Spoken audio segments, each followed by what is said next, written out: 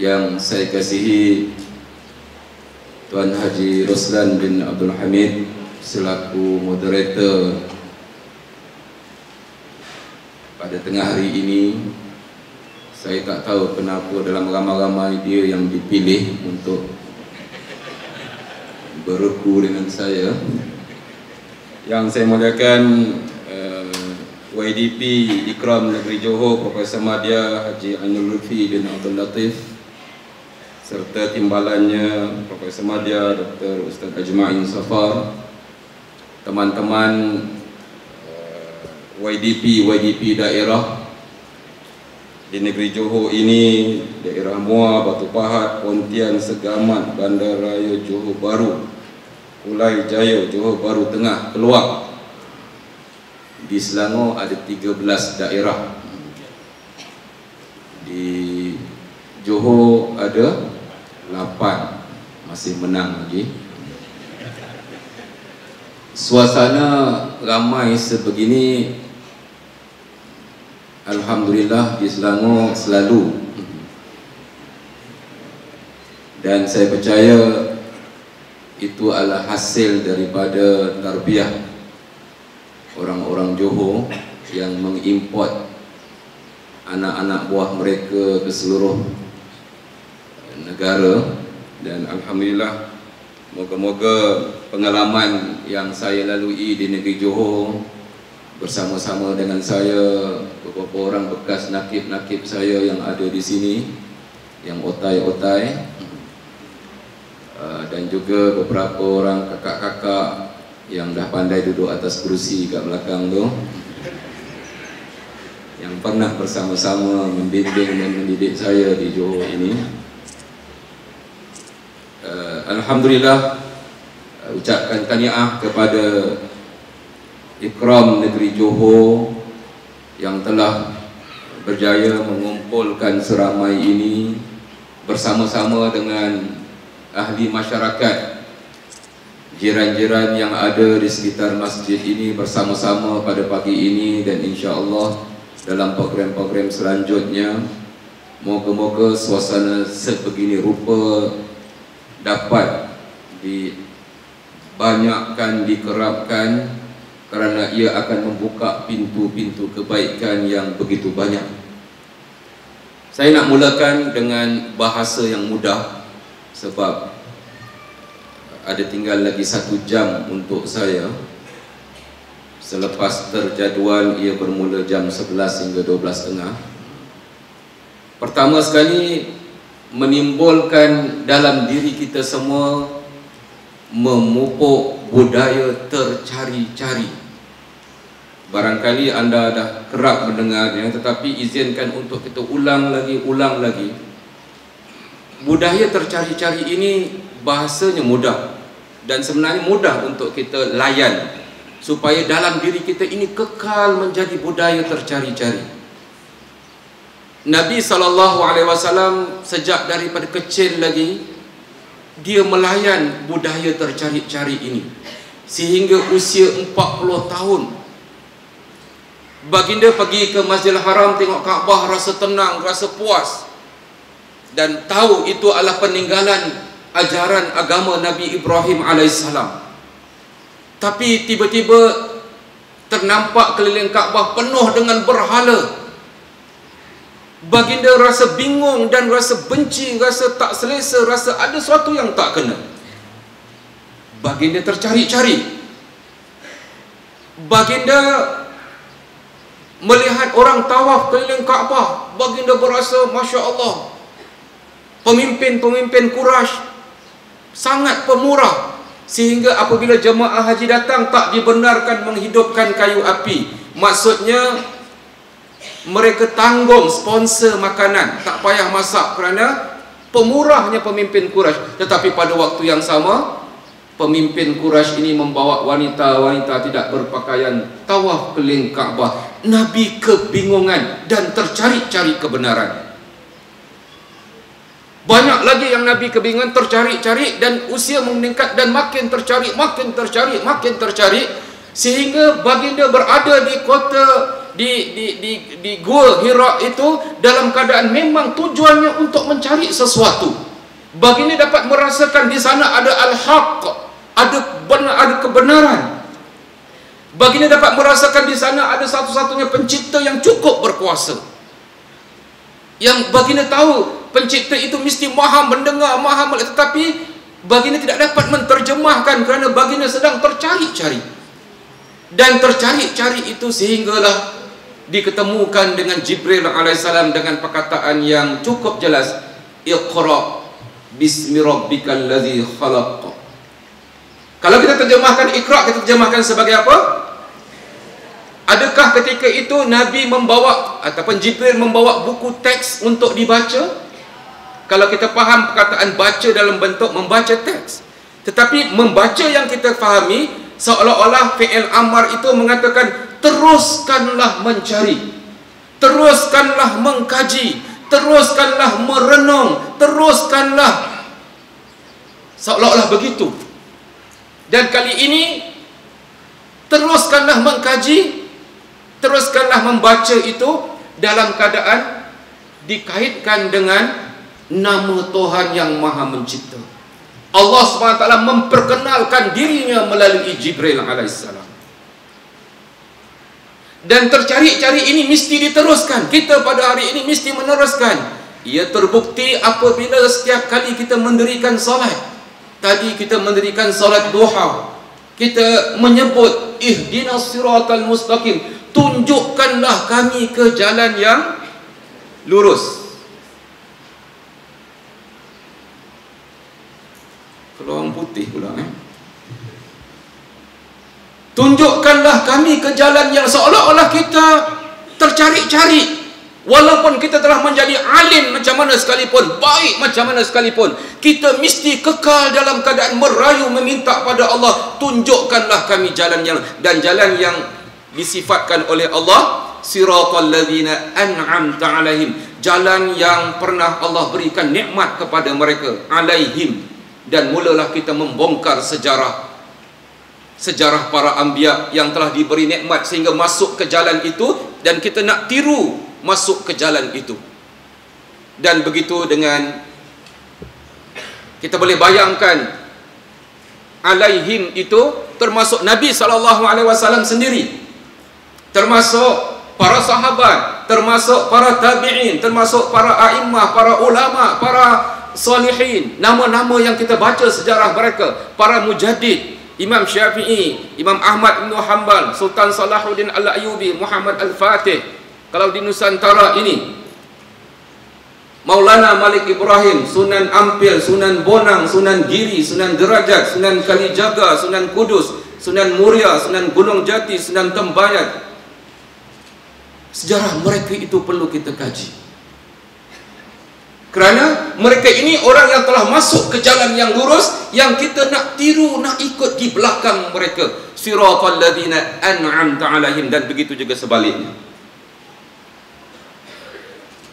Apabila kita berada dalam keadaan tercari-cari, kita layan, walaupun kita dah alim macam mana, dah baik macam mana, kekalkan dalam keadaan tercari-cari ini. Dan kita terjumpa ayat surah Yusuf ayat 108 yang saya percaya ramai di kalangan kita telah menghafaznya. Apabila Allah SWT menyebutkan kepada Nabi Muhammad SAW, "Qul hadhihi sabili," katakanlah ini satu-satunya jalanku. Kita yang berada dalam keadaan tercari-cari, bila bertemu dengan ayat ini akan tersentak untuk kita kata, bagaimanakah jalan ini pula? Tadi sifatnya siratal ladzina an'amta alaihim. Kali ini sifatnya berbentuk seperti ini dijelaskan, katakanlah wahai Muhammad, beritahulah kepada semua orang, inilah satu-satu jalannya. Dan untuk masuk dalam trek jalan ini, kita kena bersama dengan Nabi. Yang pertamanya Nabi kata apa? Ad'u ilallah, aku mengajak manusia pada Allah. Ala basiratin, basirah, pengamatan, penglihatan. Dengan kata lain, dengan kajian, dengan perancangan, dengan penelitian. Basirah kalau ditafsirkan maksudnya sebagai hujjah, dan hujah itu tidak lain dan tidak bukan daripada Al-Quran dan Sunnah dan perkara-perkara hikmah yang digabungkan dengan isu-isu semasa. Problem-problem yang ada kita kena kaji. Kerana kita nak berdakwah orang pada Allah, kita kena kaji latar belakang orang itu. Apakah faktor-faktor yang menghalang orang itu ingat Allah? Apakah faktor-faktor yang menyebabkan dia akan subur ingat Allah? Semuanya perlu dikaji dan ia berbentuk ala basiratin. Kalau kita dalam pertubuhan Ikram tidak mengkaji dakwah ini dengan teliti, main sembrono ataupun secara ad hoc ataupun secara irtijal, dakwah ini tidak akan sempurna. Dia mesti ala basiratin, mesti kaji, teliti, merancang dan menyusun. Dan yang ketiganya, ia mesti bersifat ana wa manittaba'ani, aku dan orang-orang yang mengikutku, iaitu berjamaah. Dan mesti ada proses ittiba', iaitu mengikut, kepengikutan. Dia tidak kata aku dan anak-anak muridku, dia kata aku dan orang-orang yang mengikutku. Wa subhanallahi wa ma ana minal musyrikin. 3 benda untuk kita pastikan kita berada dalam jalan ini. Terlibat dengan dakwah, ad'u ila Allah. Dakwah bukan sebarangan, ala basiratin. Sebab tu kalau dalam mesyuarat Ikram, kalau main lebih kurang saja, kita ni tak basirah lah, kita kena basirah, kena macam tu. Sebutkan terminologi yang ada dalam Quran ini supaya kita dapat rasakan dalam usrah-usrah kita, kita tak basirah lah kalau macam ni. Maknanya rasakan keterikatan kita dengan jalan yang kita pilih ini. Dan ia mesti bersifat ittiba'. Kita menghormati orang lain, kita menghormati pendakwah-pendakwah lain, kita menghormati pertubuhan-pertubuhan dakwah yang lain yang Masya Allah mempunyai kehebatan-kehebatan. Tetapi sedikit perbezaan dalam pertubuhan Ikram ini, kita meletakkan cara kita bekerja, cara kita berdakwah ini dalam bentuk yang sebegini rupa. Tuan-tuan dan puan-puan yang dikasihi lagi dirahmati Allah Subhanahu wa taala. Apabila Nabi SAW mendapat wahyu yang pertama, Iqra, Nabi mula berdakwah. Kerana apabila yang dia tercari-cari selama ini sampai usia 40 tahun, dia diketemukan dengan jawapannya. Kajilah, teruskanlah mengkaji. Kali ini kaitkan dengan Tuhan yang Maha Pencipta. Maka bila dia dapat benda itu, dia mesti rasa tak tenteram, kerana dia mesti rasa untuk sampaikan pada orang lain. Kalau kita telah mula rasa sedikit kemanisan iman, kita mesti rasa yang iman itu kita nak rangsangkan orang lain supaya mereka juga terasa kemanisan iman itu. Kalau kita terangsang iman kita dan kita hanya duduk diam, ada sesuatu yang tak kena. Kerana tabiatnya kita mesti rasa nak kongsi dengan orang lain. Kita tak boleh duduk diam-diam. Kalau kita seorang pelajar, saya dipahamkan ramai-ramai ni ada pemain import daripada sekolah Hidayah, sebab tu bilangan dia makin bertambah. Ucapkan ahlan wa sahlan kepada anak-anak Hidayah, kerana mereka ini orang yang penting dalam kehidupan kita semua. Betul tak? Walaupun datang lambat sikit, tapi kita rasa berbangga dengan mereka. Dan kalau kita duduk ke asrama seorang-seorang, rasa kemanisan, tetapi kita tak tergesa nak share pada orang lain, ada sesuatu yang tak kena. Kerana tabiat apa yang kita tercari-cari ini, tabiatnya mesti dikongsikan. Sebab itu Nabi terus mula berdakwah. 2 tahun yang pertama berdakwah cara rahsia, kerana tabiat ketika itu tidak mengizinkan untuk terus berdakwah cara terbuka. Maka Nabi berdakwah cara tertutup. Dan selepas 2 tahun, suka tak suka, Allah perintahkan Nabi, fasda' bima tu'mar wa'arid 'anil musyrikin. Oleh itu, sampaikanlah secara berterus terang apa yang diperintahkan kepadamu wahai Muhammad, dan janganlah engkau hiraukan bantahan dan tentangan kaum kafir musyrikin itu lagi.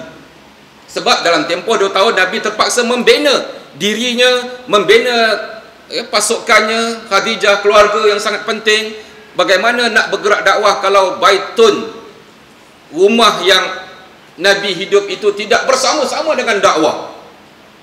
Orang-orang yang dicari pasukan Sayyidina Abu Bakar, Sayyidina Ali, mula dicari sembunyi-sembunyi. Tetapi selepas 2 tahun Allah SWT kata, jangan tunggu lagi, keluar dan pedulikan orang-orang musyrik yang akan menentang kamu. Kerana tugas kamu adalah untuk apa? Luahkan, sampaikan.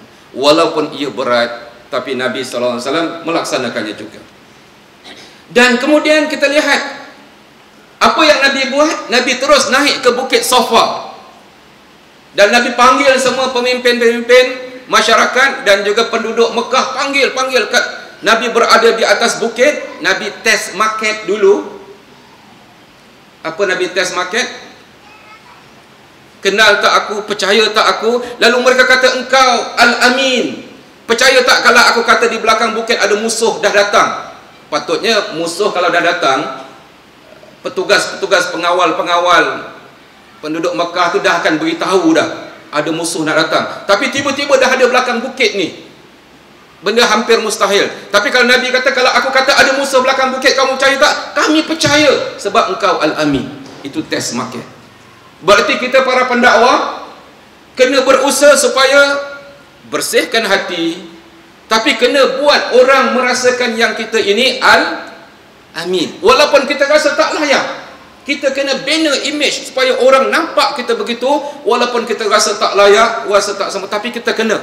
Dan bila Nabi dah test, percaya, barulah Nabi terus menyebutkan kata-katanya yang cukup mudah. Ada beberapa riwayat, saya ambil yang paling mudah. Nabi kata, ayyuhan nas ankizu anfusakum minan nar. Wahai manusia, selamatkanlah diri kamu dari dibakar oleh api neraka. Tengok Nabi, kebijaksanaan Nabi berdakwah. Nabi tak terus kata, wahai kaum Quraisy, asyhadu an la ilaha illallah wa asyhadu an, mengucap semua. Adakah itu cara Nabi berdakwah? Tetapi Nabi berdakwah dengan mengambil kira kepentingan aspek perasaan, kerana manusia ini takut kepada api neraka. Dan bila takut pada api neraka, poin itulah yang ditonjolkan. Bila Nabi sebut selamatkan kamu daripada api neraka, golongan yang berfikir, yang menerima dakwah akan bertanya pada Nabi, oh, kita semua akan mati, mungkin masuk syurga atau mungkin masuk neraka. Muhammad kata selamatkan diri kamu daripada dibakar oleh api neraka. Entah-entah Muhammad tahu cara nak selamatkan diri. Aku nak pergi jumpa Muhammad, aku nak belajar daripada dia, aku nak tanya pada dia, aku nak selamatkan diri daripada dibakar oleh api neraka. Bagi mereka yang menyahut. Bagi mereka yang tak menyahut, ya, itu perangai mereka. Nabi akan terus berdakwah dengan mereka. Nah, apabila menyebut selamatkan diri dalam diri kamu daripada dibakar oleh api neraka, ketika itu Nabi mula masukkan konten dakwahnya. Nampak tak? Caranya, kontennya mula memperkenalkan manusia pada Allah Subhanahu wa taala. Dan kemudian ya, ayat Iqra bismi rabbikal ladzi khalaq itu kemudian mula memperkenalkan tentang erti tauhid, kerana mereka syirik. Mungkin kemudian mula menyebutkan keesaan Allah. Dan apabila percaya, apabila menerima Allah sebagai Tuhan, spontan daripada itu, selama 13 tahun itu Nabi menaikkan mihwar imani, iaitu Nabi menekankan aspek supaya iman itu hidup dalam diri orang yang percaya itu. Bukan hanya percaya, faham, tetapi iman itu hidup. Dan cara nak menghidupkan iman itu,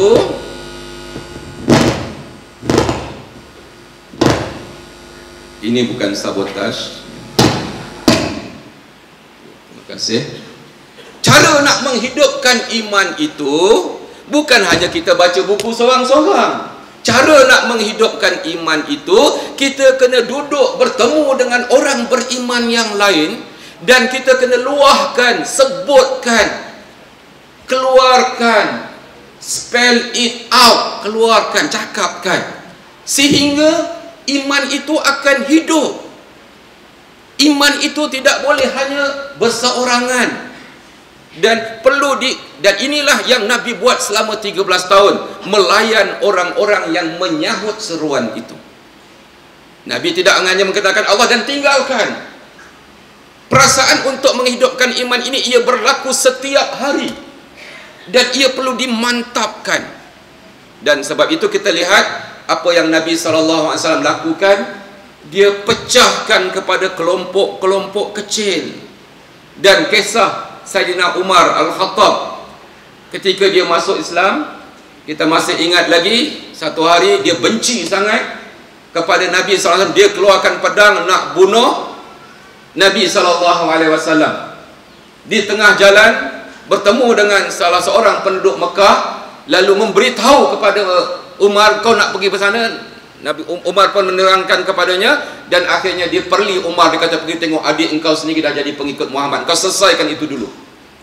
Umar dengan panas baran pergi menendang pintu rumah itu, dan ketika Umar menguatkan suaranya itu, dalam rumah itu ada 3 orang, adik Sayyidina Umar, suaminya, dan seorang lelaki bernama Khubayb. Dan Khubayb itu telah terperanjat dan sembunyi di bawah pangkil. Dan ketika itu berlakulah apa yang berlaku dalam kisah itu, dan lembaran surah Taha yang dibaca oleh Umar. Poin kita dekat sini, bahawa rupa-rupanya sahabat-sahabat Nabi yang telah masuk Islam itu, sama ada mereka secara kelompok, mereka cara berkeluarga, dikumpulkan dalam kelompok-kelompok yang kecil, dan Nabi menghantar seorang yang akan membacakan ayat Al-Quran, seorang yang akan menanyakan tentang perkembangan diri orang itu, yang akan memantau dan kemudian yang akan merancang dakwah dan tugas-tugas yang dimainkan oleh seorang yang telah masuk Islam itu. Ia melambangkan bahawa sistem tarbiyah yang diperkenalkan oleh Pertubuhan Ikram kepada ahli-ahlinya adalah merupakan suatu usaha pendekatan untuk menghampiri sunnah, supaya kita tidak hanya menerima Islam itu, tetapi kita disistemkan dalam satu sistem pendidikan tarbiyah yang di bawah rantaian-rantaian, di bawah ikatan-ikatan, di bawah pemantauan. Dan begitu cantiknya, indahnya bangunan itu, ia tersusun di bawah rangka-rangka usrah, keluarga, kelompok yang memperkukuhkan organisasi dakwah itu. Dan disitulah diasaknya iman, disitulah diasaknya akhlak. Sebab apa? Akhlak ini sangat berkaitan dengan iman, ia tidak boleh dipisahkan. Disitulah diasak untuk melahirkan para pendakwah yang mampu mengajak orang pada Allah Subhanahu wa taala. Ikhwan dan akhwat yang dikasihi lagi dirahmati Allah Subhanahu wa taala. Dalam kesempatan ini, satu poin yang kerap saya ulang dan tidak jemu untuk kita ulang, bahawa agama kita ini, Islam, mempunyai tabiatnya yang tersendiri. Kalau kita nak faham Islam, Islam ini ada tabiatnya. Tabiat yang disebutkan oleh pengarang buku Hadzal Din menyebutkan bahawa ada 2 tabiat. Yang pertama, Islam ini bersifat dengan sifat yang kita katakan manhaj rabbani, iaitu bagaimana manhaj rabbani ini dapat dilihat dengan begitu jelas. Maafkan saya. Manhaj rabbani yang dapat dilihat dengan begitu jelas ketika disebutkan oleh Said Qutb dalam buku tersebut, iaitu tabiat yang pertama, Islam itu lengkap dengan penjelasan-penjelasan dalam semua aspek kehidupan untuk dipraktiskan ketika urusan pribadi, urusan berkeluarga, urusan bermasyarakat. Ini semua dipanggil manhaj rabbani yang Allah telah turunkan, dan dia telah komplit, telah lengkap. Manhaj rabbani. Tetapi manhaj rabbani ini tidak dapat ditegakkan di atas muka bumi ini melainkan mestilah ada campur tangan daripada manusia. Bazlut taqatil basyariyah, penggembelingan tenaga manusia. Dua benda tabiat Islam ini. Satu, dia lengkap sempurna. Yang ni tak payah kita bahaskan, insya-Allah para ulama mampu untuk menjelaskannya. Tetapi yang kedua, agama yang lengkap, yang sempurna ini tidak boleh ditegakkan di atas muka bumi ini. Allah SWT biarkan supaya hamba-hambanya yang mengaku Islam, mengaku tadi itu, diperah tenaga mereka, penggembelingan tenaga manusia. Allah akan biarkan agama ini terhina sekiranya penganut-penganut agama ini tidak mahu membela agama ini. Dia akan biarkan. Maka nak tak nak, kita sebagai seorang yang mengaku beriman mesti sedia untuk gembeling tenaga kita. Allah SWT sengaja biarkan Masjidil Aqsa ditawan beberapa kali, sehingga umat Islam kena bangkit berusaha gembeling tenaga untuk merdekakan Masjidil Aqsa. Allah boleh kata kun fayakun, tapi dengan sengaja Allah biarkan kepada kita. Dan kalau kita tidak membantu Masjidil Aqsa, Allah SWT akan hukum kita kerana kita tidak melaksanakan tugas kita sebagai seorang manusia. Allah SWT biarkan Kaabah pernah dihina oleh orang-orang Syiah selama 21 tahun. Batu Hajarul Aswad telah dicabut oleh orang-orang Syiah. Kaabah pernah dilumur dengan najis oleh orang-orang Syiah. Allah biarkan sehingga bangkit orang-orang seperti Sultan Salahuddin Al-Ayyubi yang telah melemahkan kerajaan Fatimiyah Syiah itu. Lihat, Allah biarkan hari ini orang Syiah membunuh. Kita dipamerkan hari-hari tentang kezaliman mereka, membunuh dengan apa cara sekalipun di bumi Syria contohnya, dan juga di bumi Iraq. Allah biarkan kerana Allah menanti kita untuk membantu agamanya ini. Ini yang dikatakan contoh bazlut taqatil basyariyah. Allah biarkan. Semalam saya datang sini naik kereta, saya dapati sekumpulan mat-mat rempit naik motor, baring atas motor. Saya memikirkan benda itu dalam satu keadaan, tapi waktu yang sama saya memikirkan apa tanggungjawab saya, apa peranan saya, sehingga saya boleh ubah mereka itu. Bazlut taqatil basyariyah, bagaimana saya menggembelingkan diri saya untuk mengubah pemuda-pemuda itu. Bagaimana pertubuhan Ikram menggembeling tenaga barisan pendakwah-pendakwah seperti ini untuk mengubah mereka. Bazlut taqatil basyariyah merupakan suatu yang sangat penting. Ikhwah dan akhwat, muslimin dan muslimat yang dikasihi lagi dirahmati Allah Subhanahu wa taala.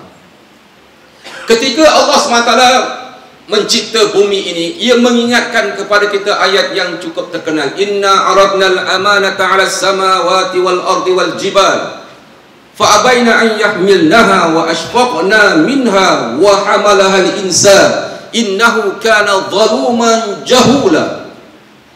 Allah SWT menyebutkan, Allah bahasa Inggeris lagi. Kena baca bahasa Inggeris kan dah peranjak semua orang. Kami telah memberikan, menawarkan amanah ini kepada langit dan bumi serta gunung ganang. Langit, bumi dan gunung ganang menolak. Fa'abaina an yahmilnaha, menolak tawaran itu, tak sanggup. Tetapi wa hamalahal insan, manusia sanggup. Gunung yang begitu kuat, langit yang begitu luas, lapang dan masing-masing dengan kekuatannya, semua tak sanggup untuk menanggung amanah ini. Tetapi yang menanggung amanah ini manusia. Lalu Allah kaitkan sifat kita, innahu kana zaluman jahula. Kita ini orang-orang yang sangat zalim dan sangat jahil. Tetapi alhamdulillah, kita rupa-rupanya terkecuali daripada benda itu. Karena apabila kita melihat ayat lain yang telah sama-sama kita hafal, kuntum khaira ummatin ukhrijat linnas, yang telah disebutkan oleh Ustaz Ajma'in tadi, bahawa kita adalah merupakan umat yang dikeluarkan daripada kelompok manusia yang zaluman jahula tadi. Kita dikeluarkan kerana kita telah memilih untuk melibatkan diri dalam ta'muruna bil ma'ruf wa tanhauna 'anil munkar, yaitu melaksanakan amar ma'ruf dan nahi munkar. Selagi kita tidak melaksanakan amar ma'ruf dan nahi munkar, selagi kita tidak gabungkan diri kita dalam amar ma'ruf dan nahi munkar ini, kita akan dikira sebagai zaluman. Boleh ramai-ramai ikut saya? Zaluman jahula. Zaluman jahula. Kita adalah orang-orang yang zalim dan degil, dan juga bukan hanya sekadar tak tahu, tapi buat-buat tak tahu, dan Allah SWT hina kita. Tetapi alhamdulillah kita bersedia untuk menggabungkan diri dalam gagasan amar ma'ruf dan nahi munkar ini, maka kita adalah terkeluar insya-Allah. Moga-moga kita terjadi daripada sebaik-baik umat yang dimaksudkan oleh Allah Subhanahu wa taala. Nah, ketika Allah Subhanahu wa taala menyusun yang kita katakan amar ma'ruf dan nahi munkar, maka kita bertemu dengan soalan yang dikemukakan oleh Nabi Isa alaihissalam kepada penganut-penganutnya ketika dia diminta untuk berdakwah kepada manusia. Lalu dia bertanya kepada kaumnya dengan bahasa yang mudah, man ansari ilallah, siapakah pembantu-pembantuku kepada Allah. Lihat, ini menunjukkan dalam kita berdakwah pada Allah, kita kena bergabung diri bersama-sama dengan sebuah jemaah yang tersusun, yang mempunyai pemimpinnya yang merancang yang kita sebutkan tadi, dan pemimpin itu sentiasa bertanya, man ansari ilallah. Kalau di negeri Johor ini, YDP Ikram Negeri Johor akan sentiasa bertanya pada ahli-ahlinya, man ansari ilallah, siapakah yang akan membantu saya untuk kita menegakkan agama Allah, dakwah di negeri Johor ini. Ya, bayangkan, kita terasa ayat itu diberikan kepada kita sehingga kita baru merasa bertanggungjawab, man ansari ilallah.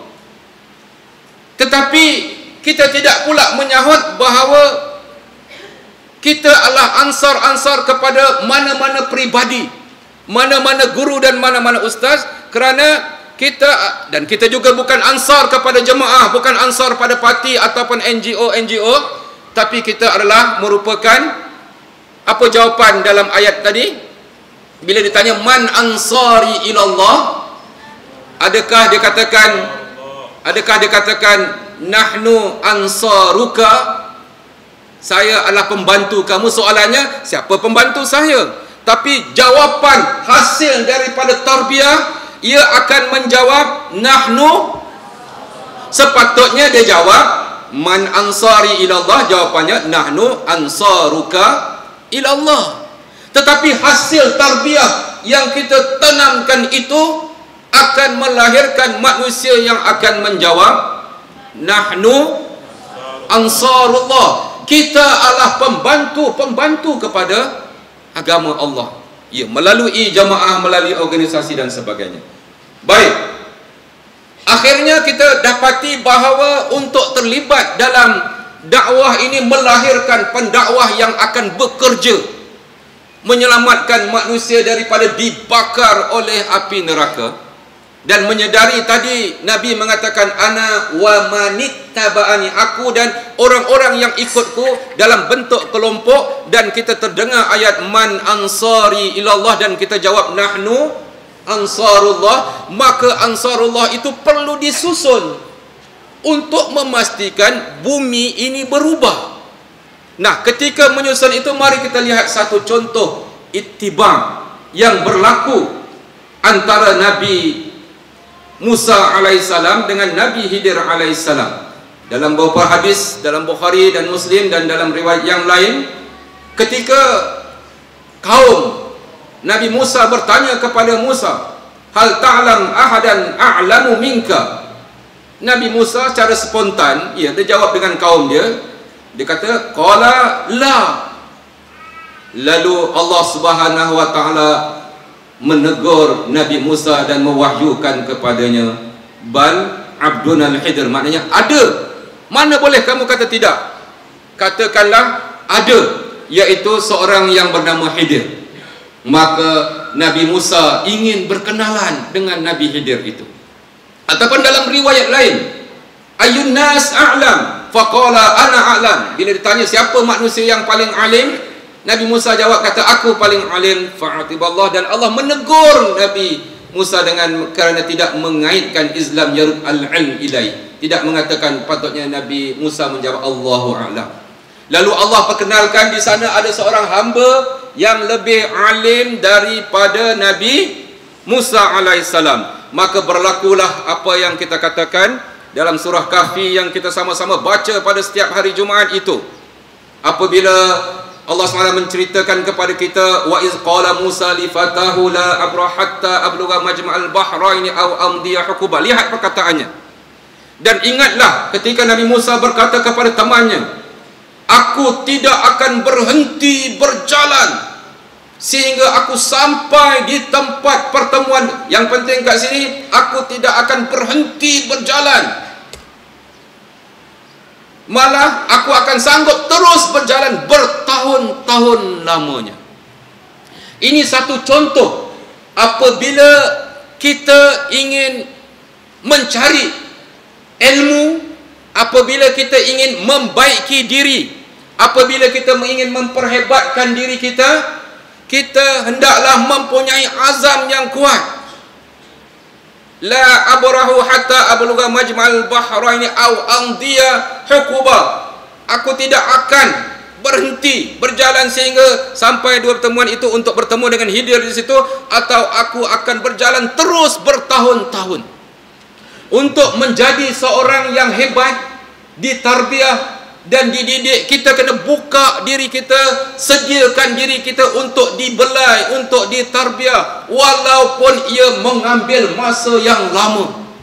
Dan sebab itu saban minggu kita kena bersedia untuk mengorbankan masa kita, duduk dalam pertemuan-pertemuan indah, dalam lingkaran-lingkaran bulatan-bulatan gembira, apa yang dinamakan hak usrah itu, untuk kita hidup dalam suasana kita dibimbing dan dibelai. Kerana untuk menjadi para pendakwah kita perlu dibantu bagaimana iman kita, bagaimana amalan kita. Kita tidak boleh menipu diri kita sendiri, kerana kita memerlukan seorang yang membimbing, sebagaimana Nabi Musa menyerahkan dirinya untuk dibimbing oleh Nabi Khidir alaihissalam. Maka ketemulah mereka di tempat yang telah ditentukan oleh Allah SWT dalam keadaan yang cukup unik, yang tidak boleh dilupakan, di mana Allah SWT ketemukan dalam keadaan Khidir yang Musa yang sedang tercari-cari itu, rupa-rupanya apa yang telah dia tercari itu telah dilalui, telah lepas, sehingga berlakunya ikan yang hidup semula. Dan ini menyebabkan satu kenangan manis. Allah SWT sengaja memperlakukan begitu supaya dia ingat peristiwa dia bertemu dengan Khidir. Ini satu peristiwa yang tak boleh dilupakan. Dalam siri tarbiyah kita akan diatur oleh Allah bersama dengan nakib-nakib kita, dengan mas'ul-mas'ul usrah kita. Kita akan dapat merasakan kemanisan kenangan-kenangan yang barangkali ketika ini kita tidak rasa manisnya, tetapi bila kita dah meningkat usia kita akan rasa kemanisan, seronoknya masa muda-muda dulu.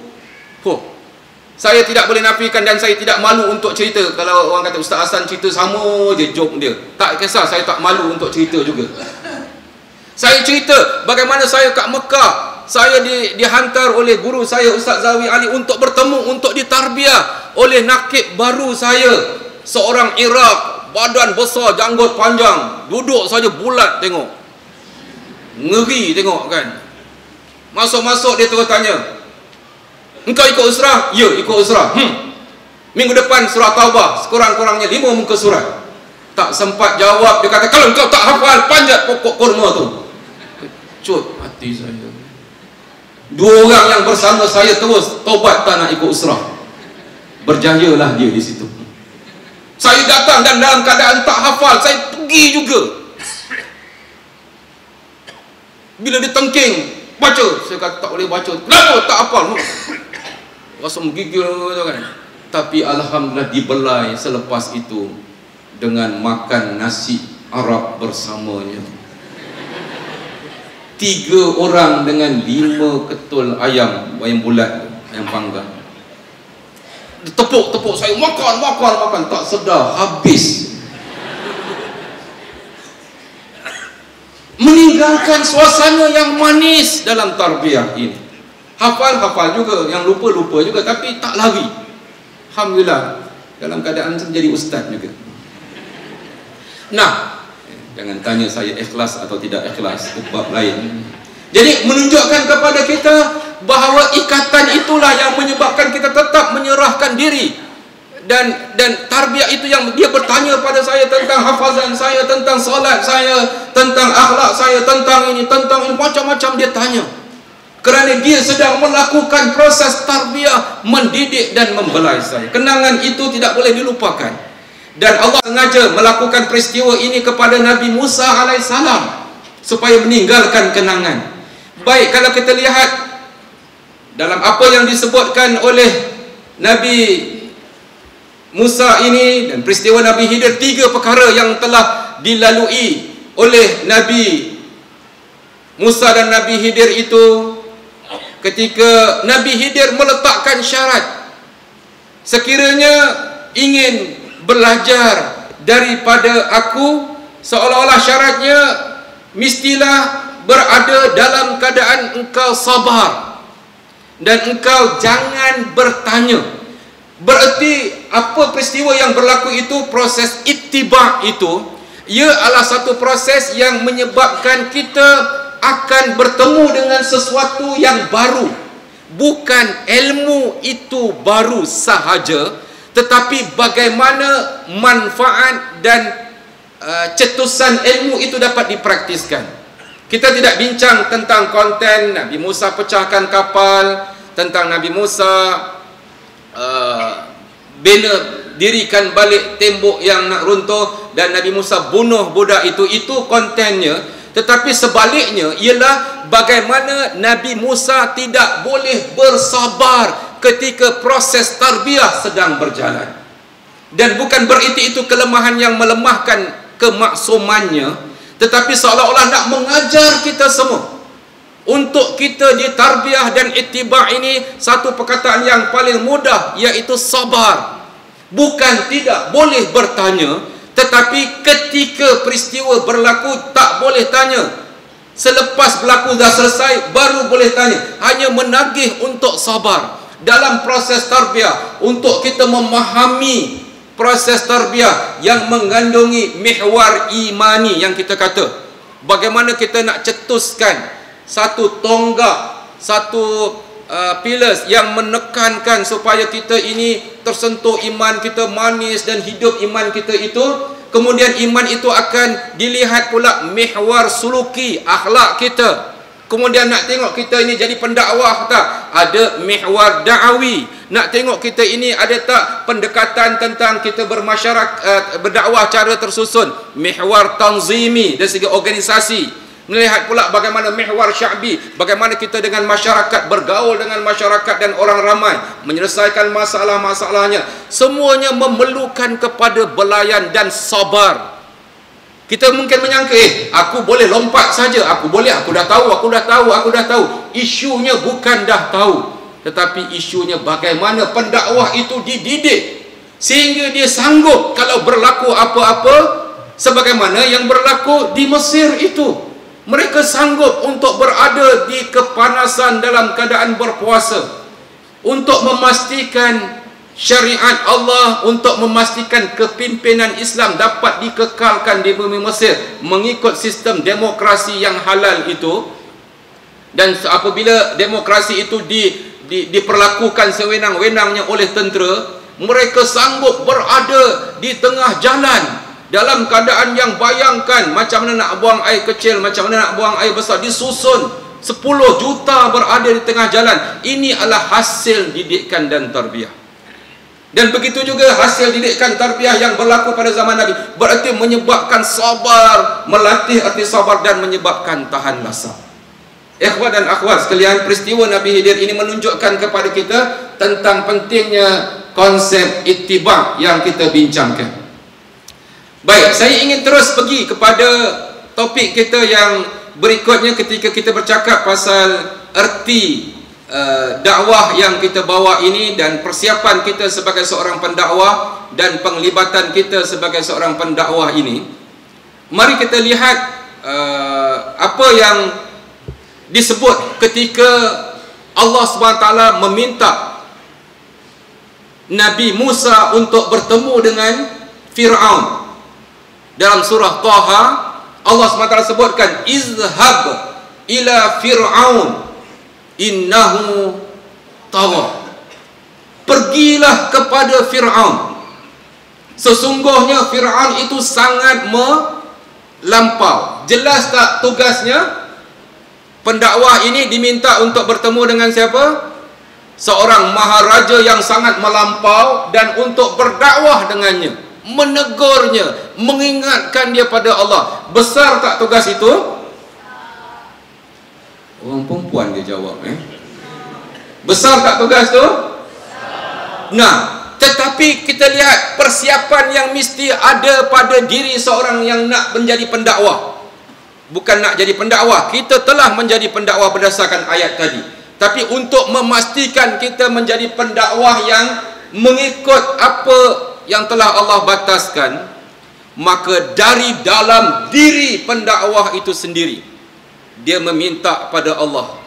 Ketika dia diberitahu izhab ila Fir'aun innahu tagha, apa dia minta?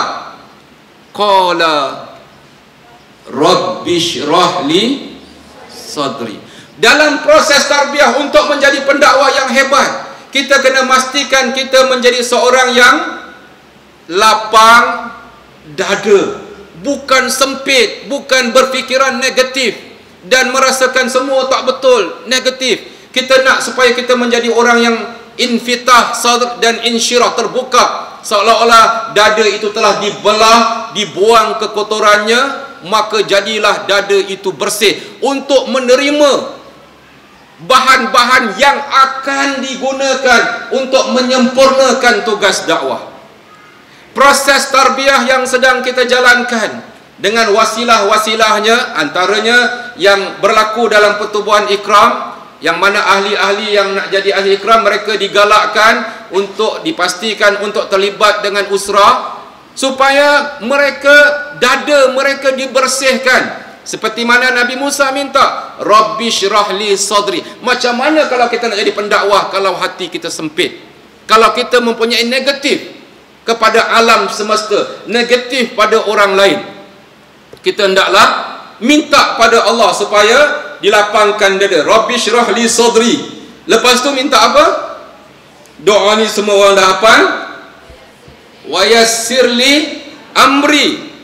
Kerana apabila kita mula lapang dada, kita mula minta supaya urusan kita yang terlalu banyak itu dapat terurus. Dalam 10 wasiat Imam Hasan Al-Banna itu, kita naklah menjadi manusia yang boleh mengurus diri kita, mengurus kehidupan kita.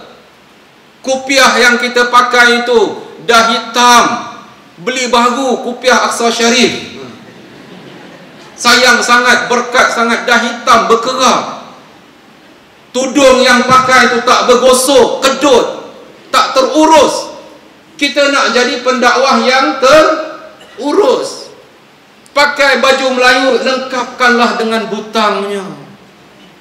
Ini sengit, ikat kain tu ikatlah. Ini kain gombang, orang Johor sebut kain gombang, kanan lebih daripada kiri. Dapat bayangkan ketika dia nak pergi surau dengan azan, digulung kain dia. Dia tidak terurus. Benda-benda kecil macam tu, benda-benda besar. Kalau janji Istimak Ramadan Negeri Johor bermula pada pendaftaran jam berapa? 8 hingga 8.30. Pukul 8, Masya Allah, 7.30 urus dia dah sampai dah, Masya Allah. Peserta-peserta pukul 8 zop berebut-rebut nak daftar. Masya Allah, berduyun-duyun. Ada juga pukul 11 baru sampai. Nak, kita nak supaya apa? Menjadi manusia yang tersusun, hebat. Urusan itu kita minta bantulah ya Allah. Selepas kita minta lapang dada, dan ini hanya boleh berlaku apabila kita laksanakan dalam dunia tarbiyah kita, dalam usrah kita. Inilah masa nak tegur. Anta pergi mana? Mesyuarat itu anta pergi macam mana mesyuarat? Bagus. Pukul apa mula mesyuarat? Itulah pukul 9, tapi datang 9.30. Memang kok kita kena bantu. Maknanya perbualan itu akan hidup dalam sesi usrah kita. Kita minta lapang dada, wa yassir li amri. Lepas tu minta apa? Wahlul 'uqdatan min lisani. Supaya lidah kita hendaklah ditrain, dilatih. Dalam usrah kita diminta buat tafsir tak? Kena tak? Ya, tengok level anda kan. Kadang-kadang mas'ul tu dia main tibai je, dia kata baru masuk, tolong baca tafsir Zilan ni, tolong saya carahkan. Dia goyang kaki. Tak apa, boleh juga. Tapi maknanya tujuannya baik, nak latih kita supaya bercakap. Tolong buat tazkirah sikit, buat preparation minggu depan, buat tazkirah ya. Anta nak buat tazkirah apa? Anta nak kata apa? Bincang orang. Okey, boleh. Okey, maknanya, dan akhirnya bila dia menyampai, sebelum tu dia nak cakap. Saya teringat masa saya balik daripada Mekah, kali pertama diminta untuk buat kuliah subuh. Ni joke lama juga. Untuk dibuat kuliah subuh, saya sediakan bahan 5-6 buku, dan masa tu nak photostat, payah saya bawa kitab-kitab tu kuliah subuh letak depan ni. Nanti muka surat ni, nanti muka surat ni macam ni. Ready kuliah subuh. Saya pun tengok orang ramai gigil kuliah subuh. Tapi satu benda yang menyebabkan saya insaf apabila salah seorang daripada yang dengar kuliah subuh itu berdengkur dia lebih kuat dari suara saya. Ia telah menyebabkan saya bertaubat pada Allah Subhanahu wa taala, berazam bukan hanya sibuk dengan konten, tapi berlatih supaya kita nak latih anak-anak usrah kita pandai bercakap. Biar dia bercakap dan kita tolong dia, support dia. Dia tak dapat perkataan, kita sambung, sukanya dia, alhamdulillah dapat cover. Mesranya dalam usrah itu. Wahlul 'uqdatan min lisani. Supaya apa? Kita tahu, kita cakap orang faham. Ada orang seronok dia bercakap, orang tak faham, kau punya pasal. Yang penting aku dah sampaikan. Buat training dengan remaja semua. Remaja tadi dah ngantuk, dia buat tak tahu je. Kita kena buat sampai maknanya orang itu, pertama diri kita dulu, betulkan lidah kita. Yang kedua, supaya lidah kita ini boleh menyebabkan orang faham apa kita kata. Lepas tu barulah kita nak belai dia, kita nak dia. Tapi kalau kita cakap pun tak jelas, tak tahu, kita sendiri tak faham apa kita cakap. Astagfirullahalazim, tak faham apa kita cakap. Apa saya cakap tadi? Entah. Kepadan muka kan. Kita kena berlatih sampai itu. Ini Nabi Musa terjemahkan dalam bentuk doa, dan kita melihat bahawa inilah persiapan yang mesti ada pada para pendakwah. Waj'alni waziran min ahli. Tadi kita dah kata ana wa manit taba'ani. Dia mesti ada untuk menguatkan organisasi ini. Dan lalu Nabi Musa meminta pada Allah, datangkan kepadaku waziran min ahli, seorang pembantu yang setia. Kalau dalam bahasa yang dia panggil wazir, menteri yang akan melengkapkan segala-galanya. Dan disebutkan siapa orangnya, kerana inilah proses targeted. Inilah proses untuk kita aim. Siapa orang yang boleh membantu kita. Kalau di college kita, anak-anak kita di college, kalau mereka akan melihat siapa kawan-kawan yang berpotensi untuk dilatih bersama-sama kita dengan dakwah yang mulia ini. Kalau kita bertugas di surau, siapa di kalangan orang-orang yang di sini yang boleh bersama-sama kita, jawatan kuasanya dengan sebagainya, untuk bersama-sama menyokong dan mendukung dakwah ini, memerlukan kepada pengikut. Dan di sini disebutkan dengan jelas, Harun akhi. Apakah tugas wazir ini? Apakah tugas Harun alaihissalam pada Nabi Musa? Disebutkan supaya jelas objektifnya. Ushdud bihi azri, kuatkanlah dengan sokongannya pendirianku. Azri ini seperti kain bengkung yang kita tarik kuat. Seorang pahlawan pendekar, bila dia nak pergi berlawan, dia akan kait tali bengkung yang dipakai itu, kempiskan perut, diikat supaya dada dia naik, dia ready, bersedia macam tu. Bukan dalam keadaan perut terboseh.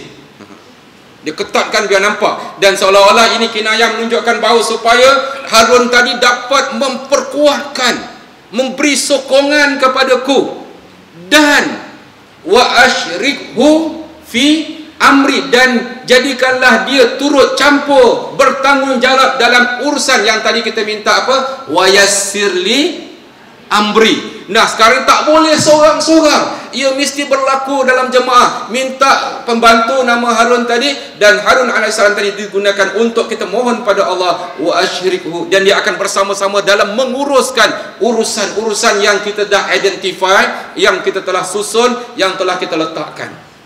Dan satu perkara yang sangat penting dalam proses tarbiyah ini, untuk menyediakan diri kita sebagai pendakwah. Sebenarnya tujuan berdakwah ini untuk pergi bertemu dengan siapa tadi? Izhab ila Fir'aun innahu tagha, dia melampau. Tapi bila sebut perlukan ni, perkara-perkara ini jelas menunjukkan bahawa dalam Al-Quran ada visi, ada misi, ada objektif. Kita lihat, kai nusabbihaka katsira, supaya nantinya aku dan Harun dapat membanyakkan bertasbih kepadamu. Tak cukup dengan tasbih, wa nazkuraka katsira, dan banyakkan zikir. Kerana untuk berdepan dengan Firaun yang melampau itu, memerlukan apa yang kita sebutkan tadi. Dan supaya kita mempunyai pasukan yang banyak bertasbih, banyak berzikir, kerana tasbih dan zikir ini akan menguatkan kerohanian kita. Dan sebab itu Imam Hasan Al-Banna telah memilih himpunan ayat-ayat Al-Quran, himpunan selawat, himpunan tasbih, himpunan tahmid, himpunan takbir, dan dihimpunkan, akhirnya dinamakan Al-Ma'thurat yang disebutkan oleh Dr. Zaid Umar tadi. Iaitu untuk supaya apa? Kita ada aktiviti-aktiviti kita berzikir. Dan berzikir itu pula jangan silap faham. Ada orang seronok berzikir, dia tak berdakwah. Ada tak keliling kita? Ada tak? Apa khabar? Ada tak? Kita tengok dia berzikir, dia seronok berzikir, tapi dia tak berdakwah. Kesian tak kat dia? Kita hormat pada dia, tapi kita adalah merupakan golongan yang berzikir. Tujuan kita berzikir tadi ialah untuk melengkapkan diri, untuk bertemu dengan siapa? Untuk bertemu dengan siapa? Untuk bertemu dengan Firaun, untuk ubah dia, untuk betulkan dia.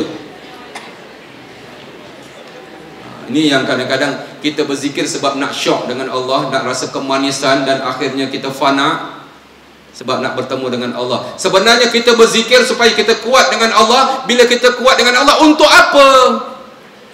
Jangan lupa kita punya visi kita yang besar tadi, iaitu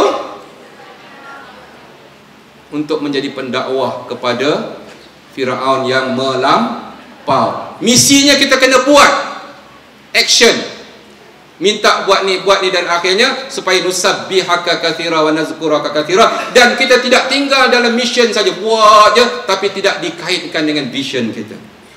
Lihat keindahan dalam proses tarbiyah. Para pendakwah kena mempunyai semangat ini dan mendidik dirinya untuk itu. Proses tarbiyah sangat penting, dan akhirnya mereka berada dalam keadaan innaka kunta bina basira.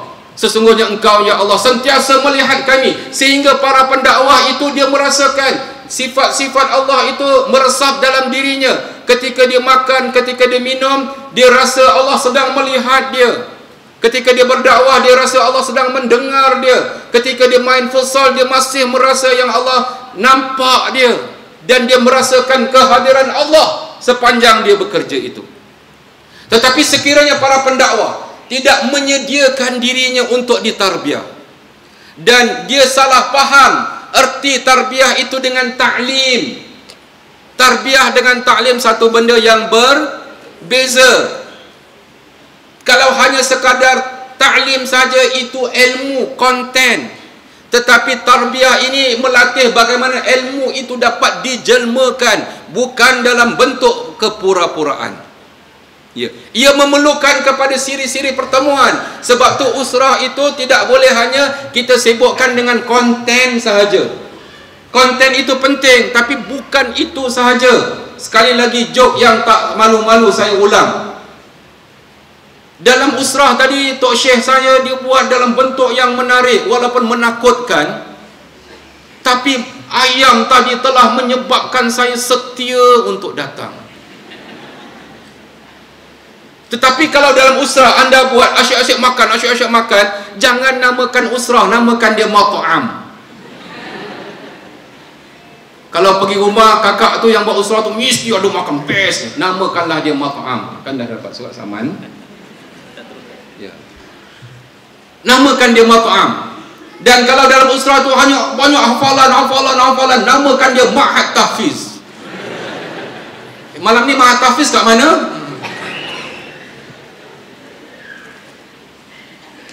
Kalau usrah itu hanya ilmu saja, tafsir ini, hadis ni, tafsir ni, hadis ni sampai habis, namakanlah dia jami'ah ataupun ma'had ataupun universiti. Sebab apa? Pergi mana? Pergi kuliah.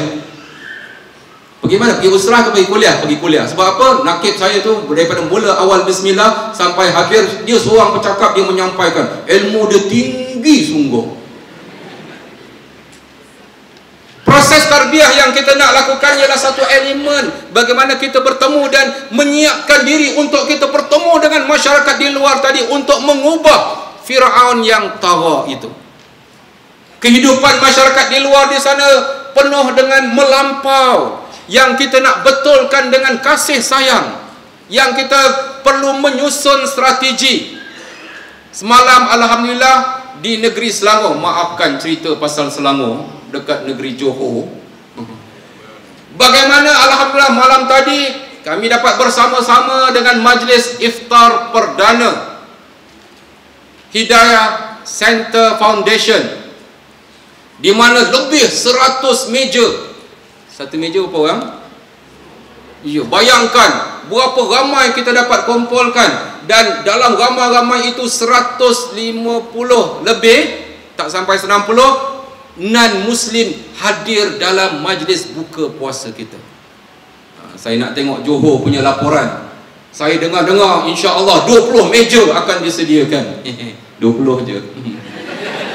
Tak apa. Saya nak bagi semangat.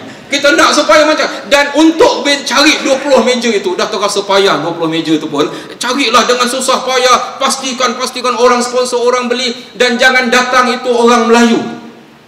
Kita sponsor meja itu, kita ajak orang lain datang, ajak non-Muslim, ajak saudara-saudara yang baru masuk mu'alaf itu datang, supaya majlis itu meriah. Bayangkan, kita minta supaya semua hadirin memberi tepukan kepada teman-teman non-Muslim yang datang. Mereka pun bertepuk tangan dalam majlis itu, dan non-Muslim kembang kuncup. Kita nak suasana seperti itu. Ia perlu dirancang, dan orang yang merancang inilah lahir daripada orang-orang yang menghadiri usrah, ditarbiyah, dididik imannya, dididik akhlaknya, dididik kesabarannya, dididik pengorbanannya, dididik disiplinnya dalam berorganisasi, mihwar tanzimi tadi, dan dia berjiwa dakwah, mihwar dakwah yang berkobar-kobar. Ini yang kita nak supaya ikhwan dan akhwat, tuan-tuan muslimin dan muslimat yang turut hadir pada hari ini, inilah pertubuhan ikram. Ia pertubuhan dakwah, tetapi ia menekankan tarbiyah demi untuk memberi keuntungan yang besar pada ummah, khususnya masyarakat negeri Johor. Apabila dakwah berkembang, apabila para pendakwah yang ditarbiyah itu mula berkeliaran di bumi negeri Johor akan menjadi lebih subur lagi. Ia akan membantu Majlis Agama Islam, Jabatan Agama Islam melaksanakan tugas dakwahnya, menyempurnakan tugas-tugas yang ada di kalangan penghulu-penghulu dan pegawai daerah, menjalankan untuk memastikan masyarakat jadi baik. NGO dakwah seperti Pertubuhan Ikram ini, dengan keadaan yang sederhana, menawarkan diri untuk bersama-sama dalam sistem tarbiyah, dalam sistem dakwah yang dilaksanakan demi untuk membawa kebaikan kepada ummah ini. Jam saya tepat 12.30. Saya rasa sekadar itu dulu. Moga-moga segala yang baik ia memang tidak boleh dinafikan datang daripada Allah Subhanahu wa taala.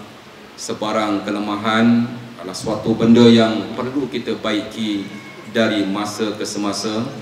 Cintailah dakwah, cintailah tarbiyah, kerana kita akan kekal menjadi manusia yang tercari-cari sepanjang hidup kita. Jangan ada yang kata, umur saya dah 63 tahun, saya dah usrah selama 40 tahun lamanya. Kekallah menjadi manusia yang tercari-cari saban minggu untuk ditarbiyah. Ucapkan terima kasih kepada Pertubuhan Ikram Negeri Johor, khususnya Lajnah Jawatankuasa Tarbiyah yang dipengerusikan oleh Al-Fadhil Ustaz Hairuzi. Moga-moga dengan kepimpinan beliau dalam dunia tarbiyah di Negeri Johor ini akan menyebabkan dakwah semakin semarak. Wallahu a'lam.